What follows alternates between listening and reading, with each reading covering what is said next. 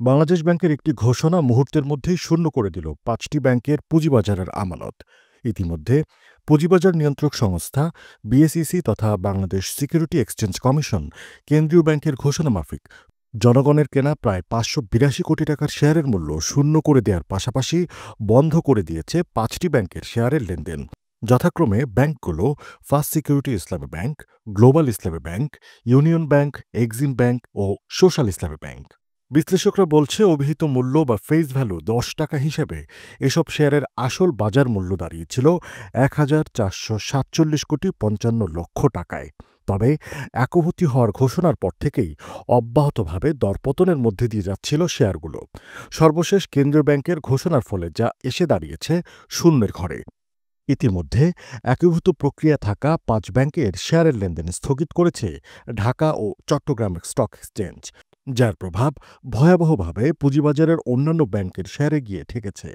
এদিকে শেয়ারের মূল্য শূন্য ঘোষণা ও লেনদেন স্থগিতের প্রতিবাদে গতকাল ঢাকা ও চট্টগ্রাম স্টক এক্সচেঞ্জের সামনে মানববন্ধন করেছে বাংলাদেশ পুঁজিবাজার বিনিয়োগ ঐক্য পরিষদের ক্ষুদ্র বিনিয়োগকারীদের একাংশ।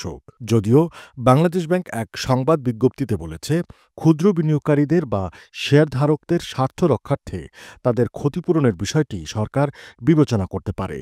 তবে সিকিউরিটি এক্সচেঞ্জ সূত্র বলছে, এই ৫টি ব্যাংকের মোট শেয়ারের প্রায় ১৭১% শেয়ারের মালিক বিনিয়োগকারীরা, যাদের মধ্যে ফার্স্ট সিকিউরিটি ইসলামী ব্যাংকের মোট শেয়ারের ৪৬.৩২%, গ্লোবাল ইসলামী ব্যাংকের ৩১.১৪%, ইউনিয়ন ব্যাংকের ৩২.৯৪%, এক্সিম ব্যাংকের ৩৮.৩৬% এবং সোশ্যাল ইসলামী ব্যাংকের ২১.৬৯% শেয়ারের মালিক বিনিয়োগকারীদের হাতে বিক্রয়কৃত, যার দায়ভার আনুষ্ঠানিকভাবে এখনও কেউ নিচ্ছেন বলে জানা যায়নি। তবে ব্যাংক ৫টিকে একীভূত করে ইতিমধ্যেই প্রশাসক নিয়োগ দিয়েছে সরকার।